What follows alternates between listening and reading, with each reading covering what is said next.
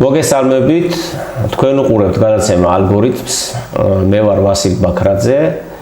ჩვენ ახლა უნდა ვისაუბროთ რა როლი შეუძლია ხელოვნურ ინტელექტს ასე ვთქვათ ითამაშოს ტექნოლოგიების განვითარებაში და აგროსექტორში და ამაზე ერთად ვისაუბრეთ მე და ჩემი თანაწამყვანი ოთარ კვირიკაშვილი. თუმცა წარგიდგენთ თავს თვითონ ოთარიც. მადლობა ვასიკო. ჩვენ მოკლედ მაყურებლისთვის რომ მარტივად გასაგები იყოს, ეს გადაცემა, იცით რომ პროექტის ფარგლებში ზოგადად მაყურებელს მინდა აუხსნა, რომ ვასიკო ბაქრაძე იყო ჩვენი პროექტის ერთ-ერთი მონაწილე ხელოვნური ინტელექტის მიმართულებით და ჩვენ გქონდა ესეთი გეგმა, რომ რამდენიმე სექტორის მიმართულებით ჩაგვეწერა გადაცემები, რომ მაყურებლისთვის და ზოგადად ფართო საზოგადოებისთვის მარტივად გაეაზრებინა და მარტივი გამხდარიყო ხელოვნური ინტელექტის გაგება. ზოგ შიშები გქონდა ხელოვნური ინტელექტთან დაკავშირებით, ზოგი ფიქრობდა, რომ ეს რაღაცა შორეული პერსპექტივა და არ გამოადგება და ასე შემდეგ და იმაზე კარგ თანაწამყვანს ამ სოფლის მეურნეობის სფეროში, მაგალითად როგორც ვასილ ბაქრაძეა, ვერ ვნახავდით. ამ ადამიანს აქვს საკუთარი მეურნეობა, ამ აგროსექტორის მიმართულებით წლებია მუშაობს, იცის ადგილობრივი პრობლემატიკა ქარელში, შიდა ქართლში, ამ რეგიონში, ზუსტად იცის რა სჭირდება ფერმერს, როგორც მოყვანის ეტაპზე, ანუ მოსავლის, ასევე გასაღების, რა პრობლემები დგება ამ დაცესვის, მოულის, აღების და გასაღების, კი ბატონო. კი და ზუსტად ეს სფეროები გვინდა რომ რაღაცნაირად შევავსოთ. ერთ მხრივ მე ჩემს მხრივ AI სისტემების, ხელოვნური ინტელექტის და აგროტექის მიმართულებით ვისაუბრებ, რა გამოცდილება არსებობს უკვე, რა სისტემები არსებობს ამ მიმართულებით, რომ როგორც დავზევგოთ, როგორც ადამიანური, ისე რაღაც ფინანსური რესურსები და მივიღოთ მაქსიმალური სარგებელი და მეორე მხრივ ვასიკო უკვე პრაქტიკულ ცოდნაზე დაფუძნებული გამოცდილებით შეავსებს, ისაუბრებს იმ საკითხებზე, რაც დღეს ჩვენს წინაშე დგას და რა გამოწვევებიც დგას. დღეს მაგალითად მიდის ესეთი საუბარი, რომ მე მაგალითად აქედან დავიწყებ ვასიკო, რომ მიდის ესეთი საუბარი, რომ დღეს ზოგადად სოფლის მეურნეობა დგას რამდენიმე მთავარი გამოწვევის წინაშე. ერთი ეს არის რაღაცა ნიადაგის გამოფიტვა, მუშახელის, ანუ კვალიფიციური მუშახელი, იმიტომ რომ სოფლის მეურნეობა აღარ არის ის როგორც ადრეული დეფიციტიც არის. მიდგომა იყო, კი, ცოდნა სჭირდება ადამიანს, ვინც ამ სფეროშია და ასე შემდეგ. შენ ძირითადად რა და ამ ყველაფერს მაგალითად ისრაელი თავისებურად უდგება, ირლანდია თავისებურად უდგება და ის ქვეყნები უკვე ძალიან დიდ სარგებელზე გადიან ფაქტიურად. რაღაცა შეიძლება ნიადაგი არ გქონდეთ ისეთი, მაგრამ მაქსიმალურ ეფექტს იღებენ იმ თანამედროვე ტექნოლოგიების გამოყენებით. იქ ადგილზე მაგალითად შენ რა პრობლემებს აწყდები, რა პრობლემებს ხედავ ხოლმე ძირითადად? ოთარ, მოკლედ ვიტყვი პრობლემების შესახებ. მოკლედ არის ასეთი სიტუაცია. პირველ რიგში, რა თქმა უნდა, სწორი დაგეგმარება. სწორი დაგეგმარება გულისხმობს სწორ დაგეგმარებაში, როგორც ასეთი კონკრეტულ კულტურას რა სჭირდება, შემდეგ რა სეზონზე უნდა მოიყვანო და რამდენი უნდა მოიყვანო. ამ შემთხვევაში რა სჭირდება ბევრად მარტივია, მაგრამ უკვე აქ შემოდის სახელმწიფოს როლი. როგორ უნდა გაასაღო პროდუქცია. აქედან გამომდინარე ვაწყდებით ძალიან დიდ პრობლემებს, იმიტომ რომ არის ხშირად, თუნდაც დღევანდელ დღეს. აქედან გამომდინარე დღევანდელ დღეს არის მარტივი პრობლემის მარტივი კი არა, გადაუჭრელი პრობლემის წინაშე ფერმერი, რომ აქვს პამიდორი, აქვს მაგალითად წიწაკა, ისე თეთრი ბულგარული ასე ვთქვა და პამიდორი ვერ ყიდის. ან ყიდის ისეთ ფასად, რომ თვითღირებულებაც უფრო მეტი ჯდება, ხო? მარტივად გეტყვი კიდევ მიწის კვლევას აქვს უდიდესი მნიშვნელობა. მიწის კვლევას მე 2016-ში ვიყავი პოლონეთში ვიზიტით, სამუშაო საქმიანი ვიზიტით. იქ მოხდა ასეთი რაღაც, რომ თვითონ ადგილობრივი მუნიციპალიტეტები მაგალითად იღებდნენ თავის თავზე, რომ კონკრეტული მიკროკლიმატი შეესწავლათ, იქ კონკრეტულად ფერმერებისთვის, გლეხობისთვის შეესწავლათ კონკრეტულად მიკროკლიმატი, შეესწავლათ ნიადაგი, თუ რა შეიძლებოდა, რა აკლდა, რის მოყვანა შეიძლებოდა და ამას აკეთებდნენ პრაქტიკულად უფასოდ. ეს დიდი შეღავათია, შეიძლება ჩვენ მუნიციპალიტეტებს არ აქვთ ეს ასე ვთქვათ ფუფუნება, რომ ძალიან ძვირიჭდება, როგორც ვიცი, თუნდაც ხელოვნური ინტელექტს შეიძლება აქ იყოს რა იცი, მარტივი, აი მიხვდეს, რომ მიახლოები, სხვათა შორის საქართველოში არის ერთ მიწაზე, ვთქვათ, 1 ჰექტარზე სხვა ნიადაგი შეიძლება იყოს მეორე, მაგრამ ხელოვნურმა ინტელექტმა რაღაც გამოთვლა გააკეთოს შეიძლება. სხვათა შორის ახლა არის ეგ სისტემები სწორედ აი რომელიც იკვლევს ნიადაგს, რაც თავის მხრივ ერთ მხრივ ზოგავს რესურსებს მეორე მხრივ ზუსტად იცი მაგალითად როგორი სასუქები შეიტანო და რამდენი შეიტანო და თუ მაგალითად დაავადება გაუჩნდა რომელიმე მოსავ კულტურას პრევენციას ახდენ იმ წამიერად წამებში და ეს ყველაფერი გააქვს შენ ის სისტემები თუ დამონტაჟებული გაქვს ეს ყველაფერი მოგდის ტელეფონზე და ტელეფონის საშუალებით ანუ აპლიკაციის საშუალებით შენ მარტივად შეგიძლია უკვე აკონტროლო რამდენიმე ჰექტარი თუმცა კიდევ ვიძახი ჩვენთან ნუ ამ სისტემების დამონტაჟებას ერთის ჭირდება ცოდნა რომ გადამზადება ადამიანების ნუ ქართველები ნიჭიერი ხალხი ვართ და ძალიან მარტივად უსხვებმა აითვისეს ჩვენც ავითვისებთ მეორე სჭირდება დანერგვა ხო ამ სისტემების იმიტომ რომ ჯერ მაქამდეც არა ვართ რომ თან რაც გამომჩა კიდევ ის არის რომ სასუქების კონტროლს ახერხებ ამ სისტემებით და გარემოსაც აღარ აბინძურებ, ანუ ზედმეტი სასუქი აღარ შეგაქვს. კი, სცენარი რომ მოახერხოს აფისება და გარდაქმნა. ეხლა მე მაგალითად ვფიქრობდი კიდე რაზე, შეიძლება აქაც რაღაცა ორმა რაღაცამ დავაფიქრა. პირველი ის რომ თუნდაც მუნიციპალიტეტის დონეზე არის დიდი პრობლემა, აი ბაღებთან მისასვლელი გზები და შეიძლება რაღაცა თუნდაც დრონის საშუალებით ერთ დღეში ან ისე შეისწავლოს რომ რამდენიმე დღეში სად უფრო სწრაფად შეიძლება როგორ და პრაქტიკულად გამოთვალოს კიდევაც ხარჯი მიახლოებით ხელოვნურმა ინტელექტმა და ეს დაგეგმოს უცებ მიახლოებით მუნიციპალიტეტმა და კიდე რა არის იცი მთავარი ოთარ მე როგორც ვიცი ჩვენი მხარე ანუ რადგან არის ორზღვაშუა და კავკასიის ქედი აქედან გამომდინარე ეს მთები ქმნიან ისეთ მიკროკლიმატს რომ ძნელია მაგალითად ხო არის ინდოეთში, ამაზონის ჯუნგლებში თუ სხვადასხვა ქვეყნებში, დიდი ქვეყნებში მაგალითად ჩინეთისკენაც რომ იციან რა დროს ვიბები არა ჩვენთან ესე არ არის ერთი წელიწადი შეიძლება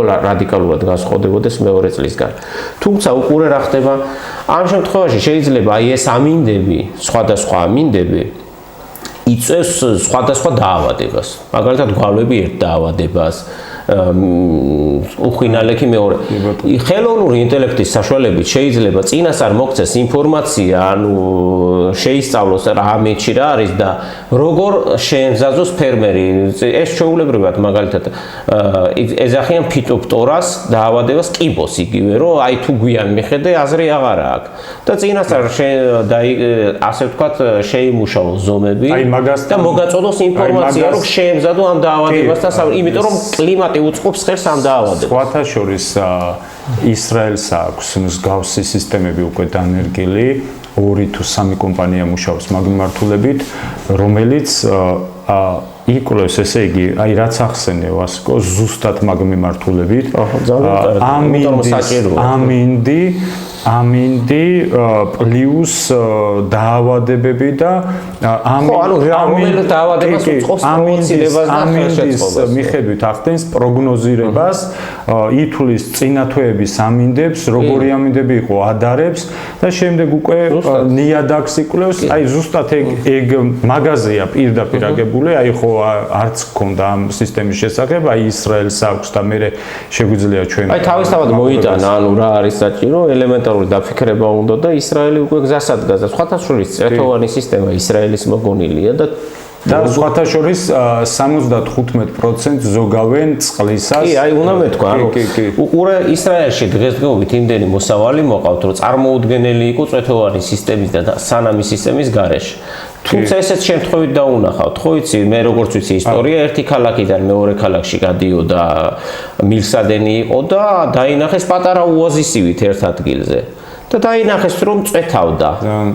და იყო ეს ხეები და რაღაც პატარა ადგილზე და მიხვდნენ ამ პრაქტიკამ უჩვენა, პრაქტიკამ თავისავად მოტანილმა. კი და ეხლა ეგ აქვს ზუსტად ისრაელზე ძალიან ხელოვნური ინტელექტის მიმართულებით და სტარტაპების მიმართულებით თუ რაღაცა გინდა რომ გაიგო, ნუ ისრაელი არის ერთ-ერთი მართლა ძალიან ძლიერი და აი ეგ აქვს ერთი ზოგავენ მუშახელს რესურსებს და 75% ზოგავენ წყლის აი ესე რაღაცა ჩვეულებრივ კი ბატონო წყალი ანუ დღესდღეობით რაც თუნდაც საქართველოში ასე ვთქვათ მოსავალს სჭირდება ანუ მოსავალზე ნაწილდება წყალი მართლა ასეა ამის ალბათ 10%-საც ვერ დაამუშავებდნენ, იმიტომ რომ იქ მე ხელოვნურად რიგები იყო, წყალზე იყო მთელი გაუგებრობები და მოკლედ და ასეთი უფრო მაღალი ხარისხის მოსავალიც მოდის. სხვათა შორის წვეთოვანი ზოგს გონი აუცილებლად სასუქი შეგიძლია, სულ არ უყოს სასუქი, სულ არ მისცეს სასუქი მცენარეს, უბრალოდ ეს არის წყლის ეკონომია და სწორად მიწოდება. არც ჭარბი წყალი არის საჭირო და არც ტენიანობა, არც დაგლება. ეხლა ხელოვნური ინტელექტი რა შეეხმარება ძირითადად ეგ არის მთავარი ფაქტორი სწორად რესურსების განაწილებაში როგორც წყლის ასევე დროულად შეტანა რაღაცა სასუქების როგორც უხვი ტენიანობა ანუ მეტი წყალი დაავადების პროვოცირებას იწვევს ისევე ნაკლები წყალი კი ანუ რესურსების სწორად განაწილებაში გვეხმარება სწორ დროს სწორ ადგილას და სწორ სიტუაციაში აი ვასიკო კიდე მინდა რომ აი ძალიან ისეთი მნიშვნელოვანი თემა წამოვწიო. ესე იგი რაღაც კვლევებით როგორც სხვა ნებისმიერ სფეროში არის ასეთი შიშებიც და გამოწვევაც ერთგვარი რომ ну სამსახურები გაქრება ვიღაცები ძახიან რომ ჩვენ დავკარგავთ და ჩაგვანაცვლებს ხელოვნური ინტელექტი ну ესე არ იქნება რა თქმა უნდა რაღაც სამსახურების ტრანსფორმირება მოხდება შეიცვლება ფორმები და აი მაგალითად წეგანახსენე შენ დრონის ოპერატორი აი დრონით შეიძლება გავიგე დრონს უკვე იყენებენ რა თქმა უნდა დიდი მეურნეობები მოწამვლისთვის დასაკვირვებლად შესასწავლად რაღაც სისტემებთან ერთად ინტეგრაციით თუმცა აი დრონ ოპერატორი ხდება უკვე ერთგვარი აი სოფლის მეურნეობის პროფესია რომელიც ჩართული იქნება ამ პროფესიაში. მეორე არის მთავარი ერთ-ერთი გამოკვეთილი AI აგრონომი, რომელიც ანალიზს აკეთებს მონაცემთა ანალიტიკოსის მიწვდილ მონაცემებზე დაყრდნობით, რომ მონაცემთა ანალიტიკოსი, რომელიც მუშაობს მაგალითად სოფლის მეურნეობაში, აგროვებს მონაცემებს დაავადებების, რაღაცა ნიადაგის, ამინდის, ასე შემდეგ ქმნის ამის მოდელებს, სხვადასხვა მოდელებს და შემდეგ ამას აწვდის უკვე AI აგრონომს, ეს აგრონომი უკვე აკეთებს ამ ინფორმაციაზე დაყრდნობით, ანუ ანალიზს იმის შესახებ, რომ როდის უნდა მოიყვანო, მაგალითად აიღო ეს მოსავალი, როდის გაყიდო, როდის არის სწორი ბაზარზე მიწოდება, როდის არ არის სწორი და ასე შემდეგ. ეს სამი პროფესია უკვე დიდ ქვეყნებში, რომელიც აგროტექჩის მიმართულებით მუშაობს, აი გამოკვეთილად გამოიკვეთა. რას ფიქრობ, აი საქართველოში როდის იქნება ეს აი უკვე მასიურად როდის წამოვა, იმიტომ რომ ვერაუვალთ, ვერ ზურს ვერაუწევს, იმიტომ რომ აქ მოგვადგა, ეხლა წარმოვიდგინოთ სოფელი ან რაღაცა დასახლება, სადაც თუნდაც ერთმა ადამიანმა ისწავლა საკუთარ მეურნეობაში ამ ყველაფრის გამოყენება, ის ადამიანი იქნება უკონკურენტო, რა თქმა უნდა დანარჩენებთან, იმიტომ რომ იმას თუ ზუსტად ეცოდინება, როგორ გამოიყენოს ნიადაგი, როგორ რესურსები, როგორ გამოიყენოს სწორად, ის რა თქმა უნდა ხარჯიც ნაკლები ექნება ადამიანს და ეფექტურობა დიდი ექნება. და როგორ ფიქრობ ასკო, აი რა უშლის ამ ხელს, რომ დღესდღეობით საქართველოში აი ეს მასიურად არ არის, ხო, ბევრი ფაქტორი შეიძლება იყოს და მე გეტყვი, პირველ რიგში მთავარი არის ის, რომ რა იწევს მაგალითად განვითარებას. განვითარებას იწევს პირველი რას მოაქვს განვითარება. განვითარება მოაქვს ინოვაციებთან ერთად ფინანსურ რესურსებს. ამ შემთხვევაში კიდევ გავიმეორებ, მუშახელი საქართველოში არის დეფიციტური, იმიტომ რომ რეალურ მაგალითს ვიტყვი, ემიგრაციაში მიდის შრომის უნარიანი მოსახლეობა, ვინც რჩება ვერაუდის, ამავე დროს მოთხოვნა ბევრად მეტია მუშაზე, ვიდრე მიწოდება, ასე ვთქვათ, მუშა ხელი. ამ შემთხვევაში, რა თქმა უნდა,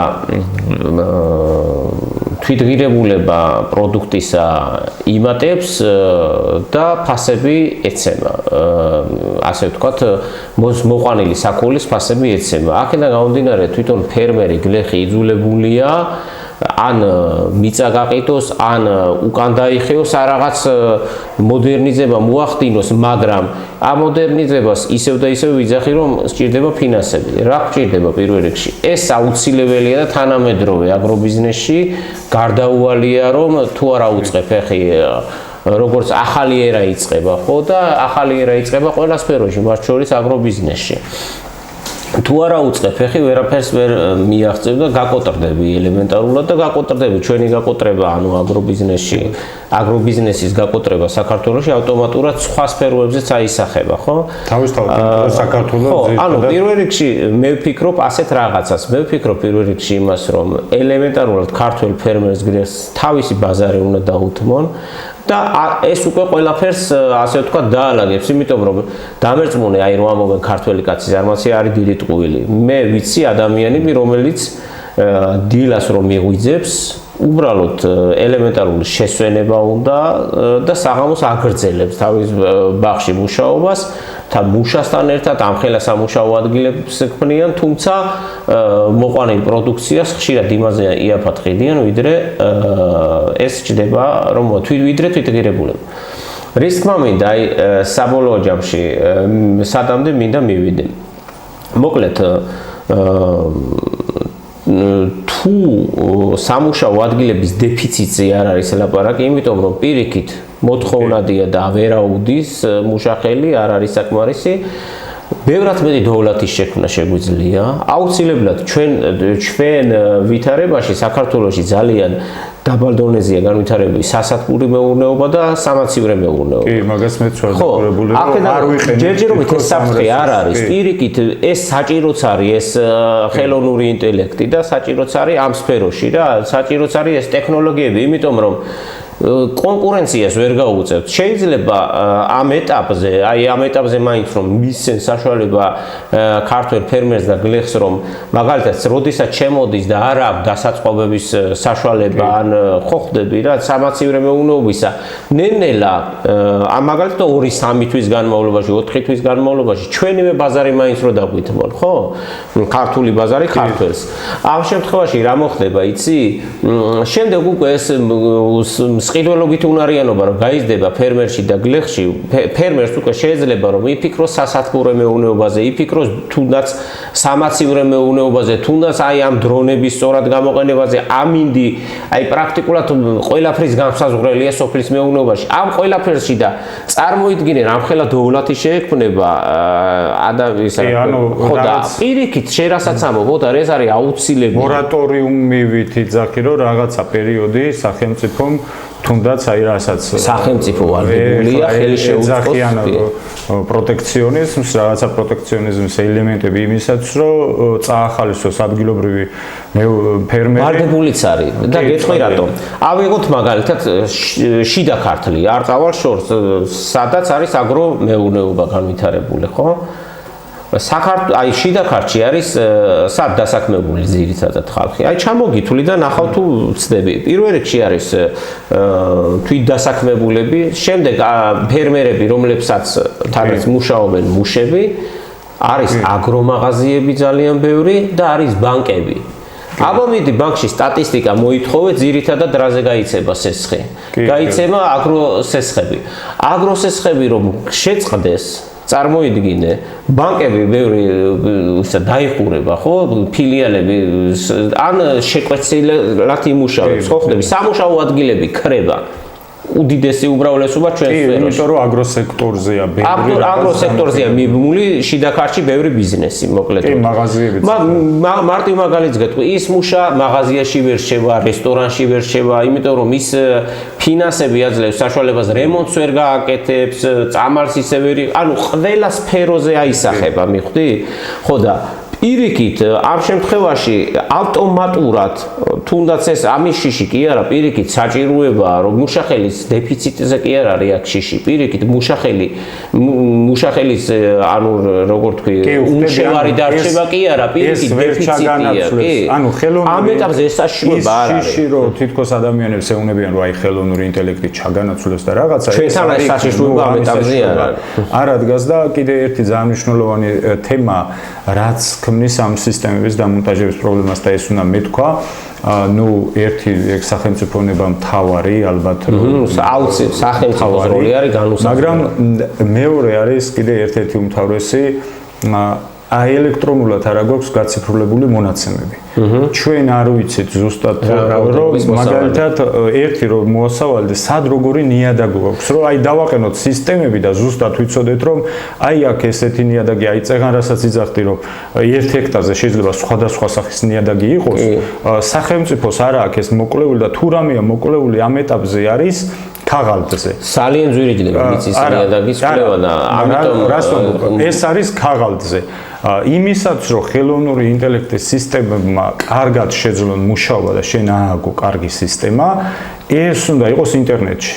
რომ ხელოვნურმა ინტელექტმა იქიდან ისწავლოს ეს ნუ როგორც რასაც ეძახიან აი აჭამეს ხელოვნურ ინტელექტს, ბევრი აჭამო, ბევრი მონაცემი აჭამო და ამაზე ამ დიდ მონაცემებზე დაფუძნებით მე დაყრდნობით მე ხელოვნურმა ინტელექტმა თვითონ შეიმუშაოს ის მიდგომები, მოდელები, რაშიც დაგეხმარება ნიადაგი იქნება, სარწყავი სისტემების ოპტიმალიზაცია იქნება, რაღაცა მიწის კლასიფიკაცია იქნება თუ ასე შემდეგ. აი მიწაზე გეტყვი. ანუ ეგ ჩვენთან ეგეც არ არის, რომ ანუ საერთოდ არ მუშაობთ. აი ყველაზე დასანანი ის არის, რომ იმისთვის რომ მაგალითად სხვა გადაცემებშიც მithქვავს, რომ აი ახლა სომხეთმა NVIDIA-ს დიდი მონაცემთა NVIDIA-სთან ერთად დიდი მონაცემთა ცენტრის შენებლობა დაიწყო 500 მილიონიანი. ეს მონაცემთა ცენტრი მარტო იმას კი არ შეუწყობს ხელს, რომ ვიღაცამ რაღაცა ფოტო დააგენერიროს იქ. იმათ ეს მონაცემთა ცენტრს გამოიყენებენ, ამ მონაცემთა ცენტრს გამოიყენებენ იმაში, რომ აი სწორედ ესეთი რაღაცეებში, ბევრ რაღაცაში დაეხმაროს. ჩვენთან ესეთი დიდი მონაცემთა ცენტრებიც არ იქმნება განსაკუთრებით აი ციფრულ ეპოქაში. დამთავრდა ეს ქაღალდის ეპოქა. აღარ არის ამის დრო და ჩვენ ნუ ამასაც არა უკვე აი ნიადაგზე გეტყვი მე მაგალითად როგორ ხდება აი გაჩვენე ფოტო მე როგორც ვიცი და ზუსტად ვიცი აი თქვათ ეს არის ნიადაგი თქვათ აი ეს მონაკვეთი თქვათ ავიღოთ პირობითად 1 ჰექტარი 10 ჰექტარი 1 ჰექტარი აი აქედან იღებენ მიწას და შემდეგ კვლევას ატარებენ ანუ რის კვლევა ტარდება იცი? ანუ რეალურად შეისწავლება რამდენია ფოსფორი ნიადაგში, რამდენია აზოტი, რამდენია კალიუმი, რამდენია კალციუმი, აი რასაც სასუქებს უშვები, რამდენია მაგნიუმი, რამხელად მარილია, ტუტიანობა თუ არა. აი ზუსტად მაგაზე არსებობს სისტემა. აი სისტემამ რო პირდაპირ ამის აღება რო არ დაჭირდეს და ხელოვნურმა ინტელექტმა ხომ შეიძლება რომ დაინახოს პირდაპირ, თუნდაც აი ელემენტარულად ნიადაგში რო შევიდეს ელემენტარულად, სულ რაღაცა იმას თუ ჭირდება თქვათ დღეები, ამას დაჭირდეს თუნდაც 1 საათი. აი არსებობს სისტემა, რომელიც პირდაპირ იღებს მჟავიანობას ნიადაგიდან ტუტიანობას ქვია HP. HP სისტემა, რომელიც პირდაპირ ამაზეა, აი რაზეც ახლა საუბრობ. ანუ რეალურად ფაქტია, რომ აი მაყურებლისთვის რო თქვათ, რომ სადაც ვასიკო მიუხედავად იმისა, რომ ვასიკო კიდე ბევრი რაღაცას ხედავს და ბევრი პრობლემას აჩენს, შეიძლება ბევრისგან განსხვავებით. ნუ საქართველოში ამ პრობლემებს ხედავს ადამიანი, ნუ ფერმერი ამ შემთხვევაში ვასიკო. პრობლემასაც ხედავს, ყველაფერს ხედავს, მაგრამ აქ კიდევ ვიძახი, ცალკეული ადამიანები ვერაფერს ვერ შეძლებენ სახელმწიფოს ნების გარეშე. აი სახელმწიფოს ნებაზე მოგიყვანთ თუნდაც ისევ პოლონეთზე მაგალითად, ახლა იტალიაზე, ესპანეთზე როგორ უწყობენ ადგილობრივ ისა რა ქვია, აგრომეურნეობას, ხელს აღარაფერს ვიტყვი.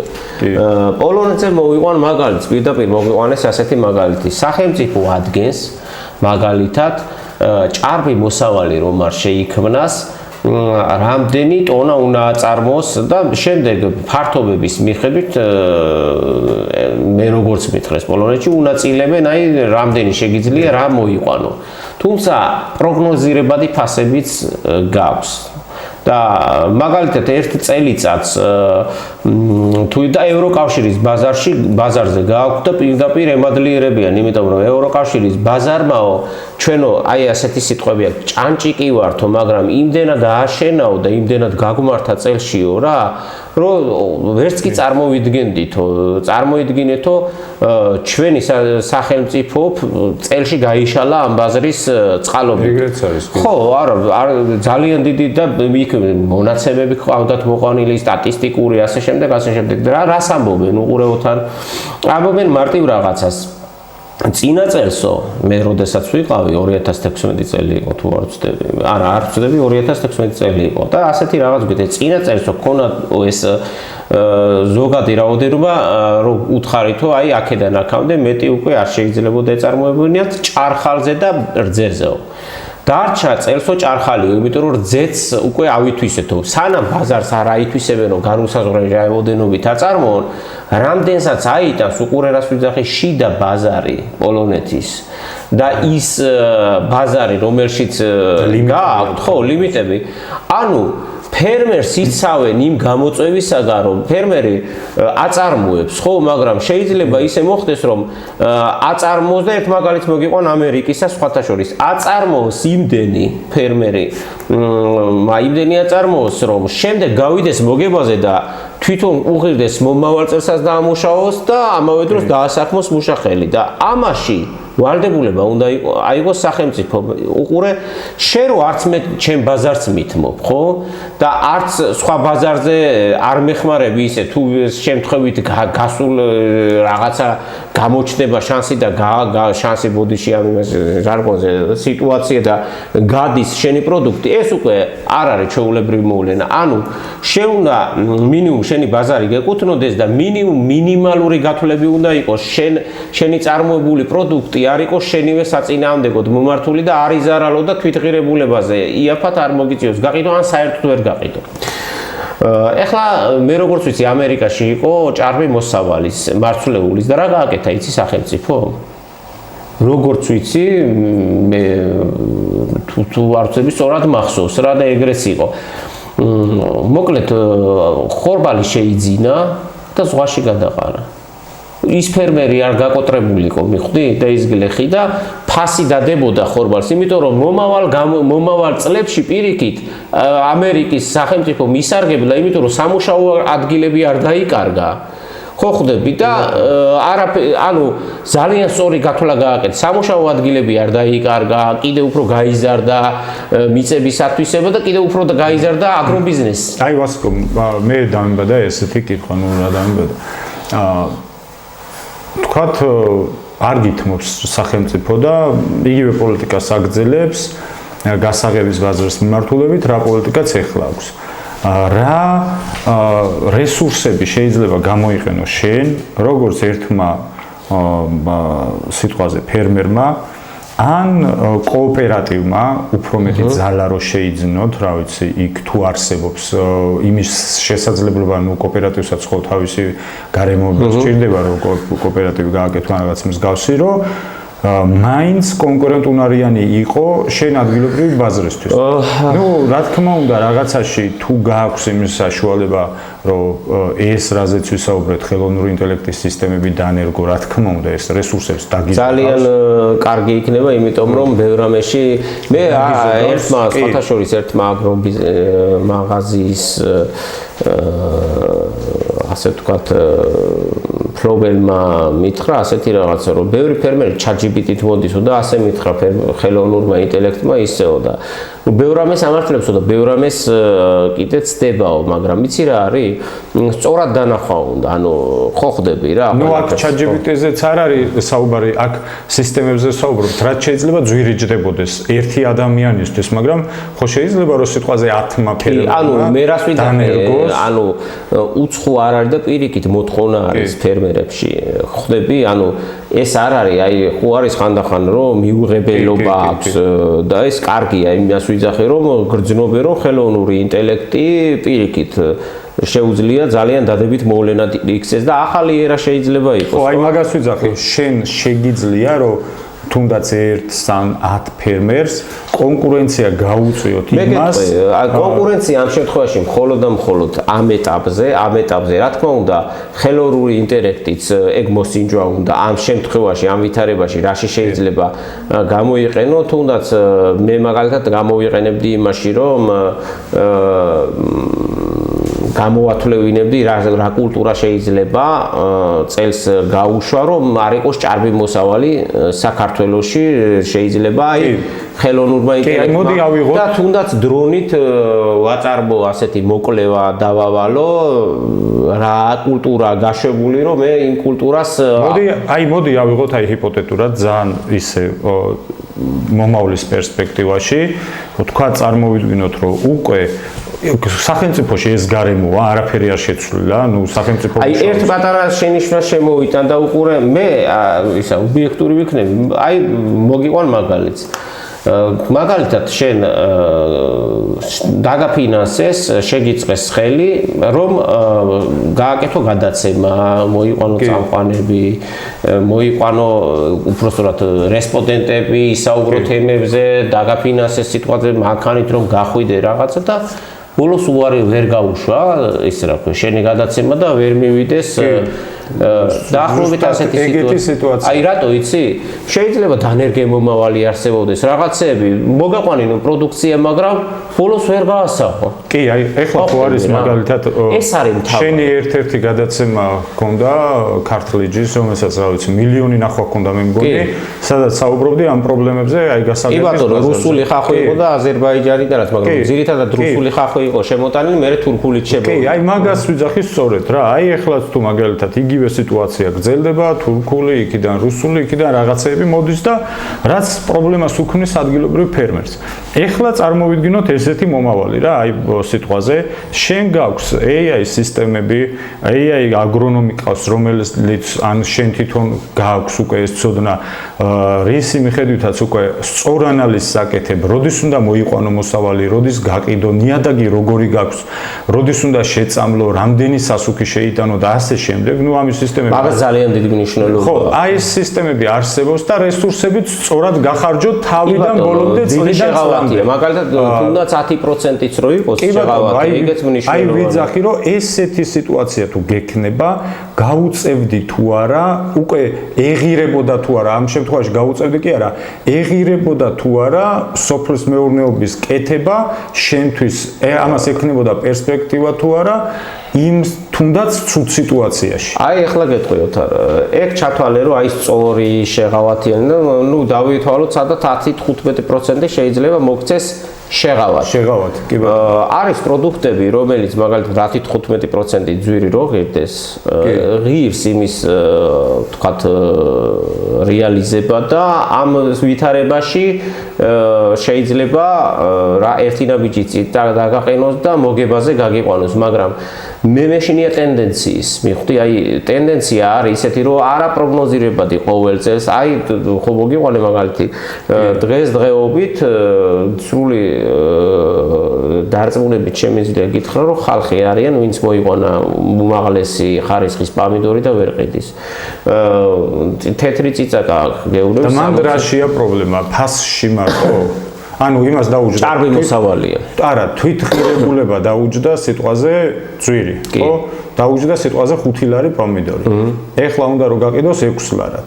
მაგრამ ამასობაში შემოსულია თურქული რაღაცა ნაგავი. თურქული ამ შემთხვევაში კი ბატონო შეიძლება მარკეტებში იყოს, მაგრამ აი უფრო მეტად ერთმანეთს, ანუ ანუ შემოსულია კახეთი რეგიონში, კახეთში, იმერეთში, ქვემოქართლში და ამ წუთში კი და აი ზუსტად ამას ვიძახი, უნდა იყოს სამაცივრე მეურნეობა, უნდა იყოს თუნდაც გადამამუშავებელი ქარხნები და უნდა იყოს ალტერნატიული ბაზარი.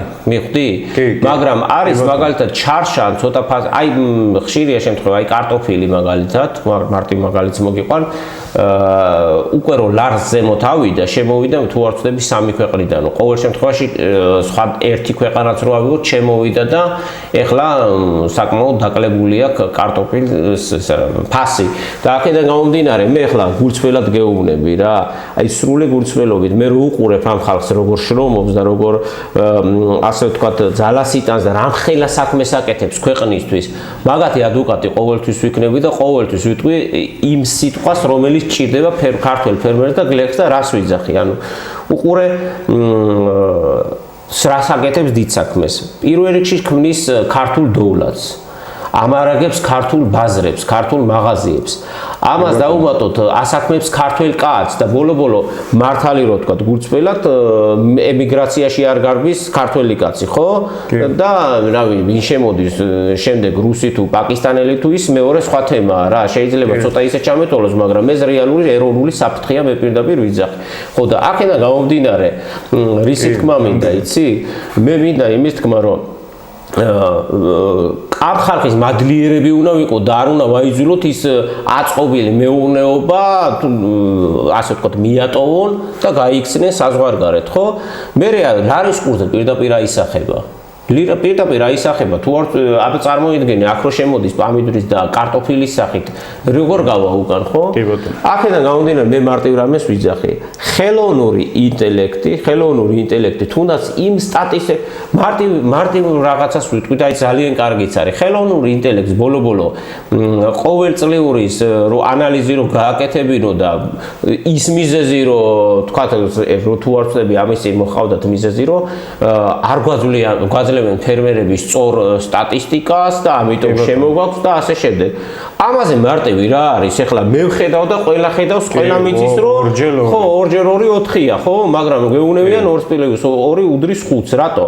იმიტომ რომ ყოველ წელს ასეთი სიტუაცია როგორ შეიძლება იყოს და ადგილობრივი ქართველი ფერმერი თუ გლეხი ყრიდეს მოსავალს. ხელოვნურ ინტელექტს კითხონ თუ სწორი სტატისტიკა არ არის, ხო, რომ რა დროს იქნება საქართველოში წარბი მოსავალი და რა შეიძლება დაუპირისპიროთ ამას. მარტივია. აი მარტივი კი არა, უბრალოდ შესაძლებლობები, აი რაც რაღაცა გადამამუშავებელი ქარხნები. კი ბატონო, გადამამუშავებელი ქარხნა აუცილებელია უთხრა და კიდე რა არის, იცი? აი უყურე, მაგალითად ერთ კულტურაში შეიქმნა ჭარბი მოსავალი, მეორეში, მესამეში, მაგრამ არის ფერმერები, რომელიც აწარმოებს 3-4-5 კულტურას. მაგრამ რომელ კულტურაში ლარსაცდება ზემოთ ფასი, მაშინვე შემოდის სხვა ქვეყნიდან და იმას ჭარბი მოსავლით თუ ვერ გაყიდის და ზარალდება, ხო, იმით შეუძლია ნორმალურ ფასად თუ ჩააბარებს, ხო? ამ შემთხვევაში მომავალი წლისთვის გქონდეს შესაძლებლობა აბრუნოს ეს ის რა, ხო, და ბალანსი დაიცვას, ხო, და შემოსავალი გაეზარდოს და რის თქმა მინდა, იცი, საბოლოო ჯამში ძალიან ქაოსური სიტუაცია რა. მთავარი არის უპროგნოზობა, ყველაზე დიდი მტერია ბიზნესის, ხო? აი ამ ყველაფერს ფაქტიურად აწესრიგებს ხელოვნური ინტელექტი. პირველ რიგში სწორი გადანაწილების საშუალებას გაძლევს. ეხლა მინდა ვასკო, აი მოკლედ შევხედოთ, ყველა მაგაზე საუბრობს, იმიტომ რომ პირველ ეტაპზე ვართ ხელოვნური ინტელექტის, ვიწრო ხელოვნური ინტელექტის ეპოქაში ვართ, ჯერ არ გადავსულვართ ზოგადად ხელოვნური ინტელექტის ეპოქაში და ყველა მაგაზე საუბრობს, როდესაც რაღაცაზე საუბრობენ, რომ აი როგორ ხედავს სიტუაციას 5 და 10 წლის პერსპექტივაში შემდეგ.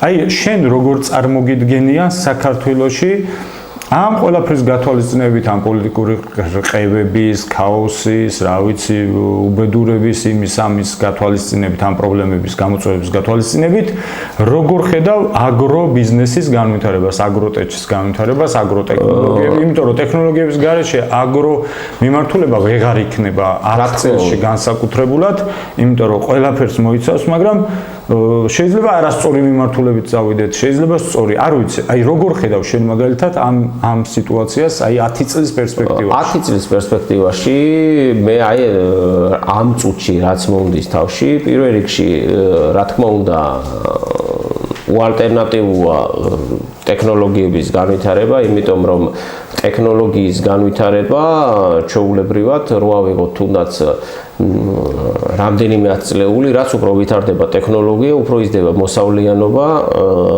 და უფრო სწორად, ასე ვთქვათ, შეუძლიათ შეარჩიონ მცენარისთვის სასარგებლო ნიადაგით, სასარგებლო ჰავაც, კლიმატი, სასარგებლო დაავადებებს როგორ ებრძოლონ და ასე შემდეგ. თუმცა საქართველოში ძალიან რთული, აი მაგალითად ჩარშან ისეთი რთული პერიოდი იყო და ისეთი მძიმე იყო აგრობიზნესისთვის წელიწადი, რომ ერთ-ერთმა ბანკის იმან კრედიტ ოფიცერმა გაიხუმრა მგონიო 90%-მა გადაავადაო კრედიტი, ვერ გადაიხადაო და აცუ არ გადაუადეს.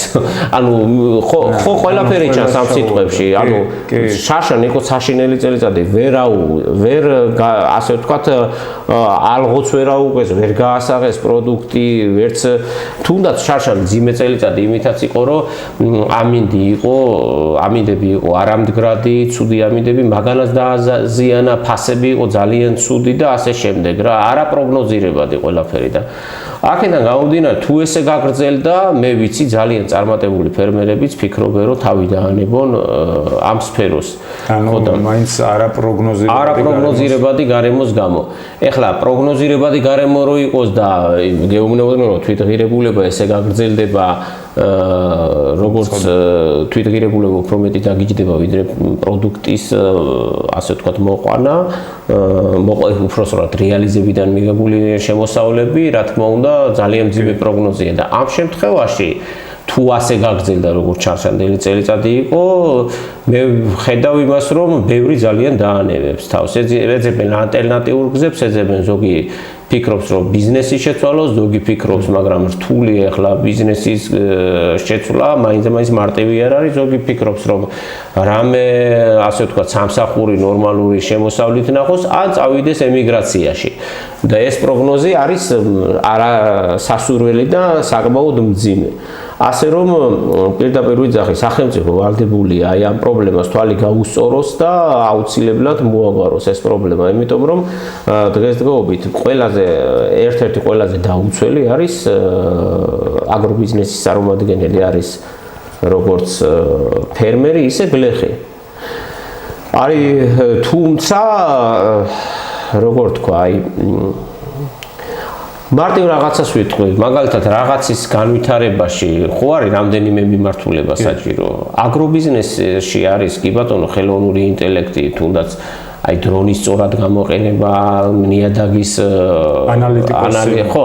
ანუ თუნდაც იმ ძალიან გამეხარდა მე რომ ასე ვთქვათ, მოვიყვანე მაგალითი შეიძლება ეს გამოვიყენოთ მეთქი, თურმე ისრაელი უკვე მუშაობს, რომ აი მსგავსი კლიმატები და რაღაცა რა დაავადებების პროვოცირებას და როგორ უნდა აღმოფხვრა და ძალიან აი ეგ არის ძალიან მნიშვნელოვანი, მით უმეტეს საქართველოსნაირი კლიმატი სადაც არის, ხო და ეგ ძალიან დაგვეხმარება, თუმცა ძნელია, როდესაც შენ მოყავს პროდუქცია და ან ღირს იმაზე იაფი ვიდრე დაგიჯდა, ან კიდევ საერთოდ ვერ ყიდი.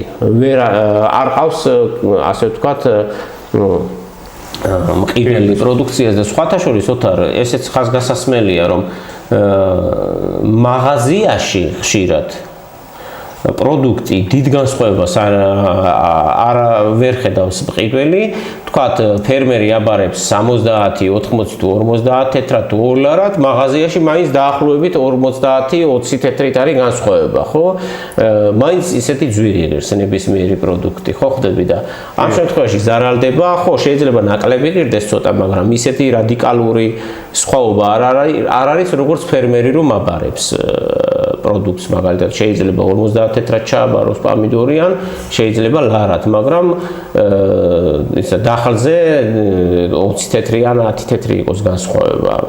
ამ შემთხვევაში და ეგ არის ძალიან რა ვიცი ჩვენ იმედი ვიქონიოთ რომ რაღაცა ეს სიტუაცია გამოსწორდება იმიტომ რომ ბევრ რამეზეა დამოკიდებული ახლა წეგან რომ ვახსენეთ ისრაელი რა ვიცი ისრაელს მთელი სტარტაპ ეკოსისტემა აქვს და სახელმწიფოც გვერდში უდგა ну ამ სტარტაპებს რა ვიცი ესტონეთს აქვს ამ მიმართულებით ძალიან განვითარებული სტარტაპ ეკოსისტემა და უნივერსიტეტ საკვლევი ლაბორატორიებია ბოლო-ბოლო ამ მიმართულებით რომ იმუშაონ ისრაელაზე უნივერსიტეტები მუშაობენ მე არ ვიცი ესენი რას აკეთებენ რა ქვია გორის უნივერსიტეტი წარმოდგენა არ მაქვს მაგრამ ხო ჩვენ მხარეში რეალურად მაგით უნდა იყოს ერთ-ერთი მიმართულება ამ უნივერსიტეტის ამ მიმართულებით უნდა იყოს დაკავებული რომ აი ხელოვნური ინტელექტის და აგროტექის მიმართულება უნდა იყოს გორის უნივერსიტეტში არ ვიცი როგორ აქ თან რანაირად აქ თან აქვთ თუ არა აქვთ დარწმუნებული ვარ არა აქვთ ახლა თორე გავიგებდით ერთ-ერთი მიმართულება და ნუ არ არის და იმედი ვიქონიოთ რომ აი ნელ-ნელა ყველაფერი ერთმანეთს დაემატება რა ვიცი საგანმანათლებლო გარემო უნივერსიტეტები და მონაცემთა ცენტრები კიდე რაღაცა ბაზები სხვადასხვა სისტემები ნელ-ნელა და იმედი ვიქონიოთ რომ რაღაცა 5-10 წლის პერსპექტივაში რაღაც გამოსწორდება მადლობა ვასკო ძალიან საინტერესო საუბრისთვის იმიტომ რომ კიდე გავიმეორებ ჩვენი მაყურებლისთვის რომ დღეს თუ ხელოვნური ინტელექტი სადმე გამოიყენება რაღაცა კარგი მიმართულებით და საიდან მე შეგვიძლია რომ კარგი ხელშესახები სიკეთეები მივიღოთ როგორც მაგალითად განათლების და მედიცინის მიმართულებით ძალიან სწრაფად ვითარდება, ასევეა სოფლის მეურნეობა და აგრომიმართულება, აქ განსაკუთრებით შეგვიძლია ძალიან თან განსაკუთრებით საქართველოში განსაკუთრებით და ამ რეგიონში განსაკუთრებულად კარგად გამოვიყენებთ ჩვენი კლიმატის პირობებში. არამდგრადი კლიმატია. ერთი წელიწადი შენ თვითონ დააკვირდი, ადამიანებს უჭირთ შეიძლება წელს იყოს სხვანაირი ზაფხული და გაზაფხული და შემოდგომა მერმის სხვანაირი და აი განსაკუთრებით საინტერესო იყო ადამიანთან, ვისაც უშუალო პრაქტიკული ცოდნა და გამოცდილება აქვს ამ მიმართულებით, ჩემთვის საუბარი, იმიტომ რომ ბევრ დამაკავშირებელ ფაქტორებს, ბევრი დამაკავშირებელი ფაქტორები დავინახეთ აქ და კიდე გავაგრძელებთ ამ მიმართულებით საუბარს. მადლობა ყურადღებისთვის, კარგად ვწანდებოდეთ.